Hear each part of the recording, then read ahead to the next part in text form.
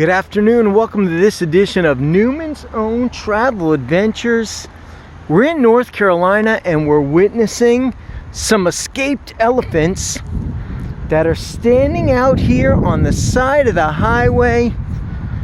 We've got, looks as though 4 elephants has escaped from the zoo, and they're hanging out in the front by the highway.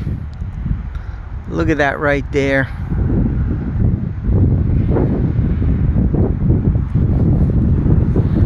We've got 4 elephants hanging out in the front of the zoo entrance, just hanging out.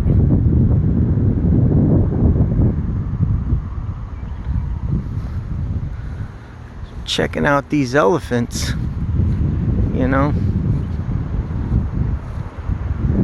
They don't appear to be causing any damage, confusion, or holdups. They're just standing there on the side of the road, hanging out.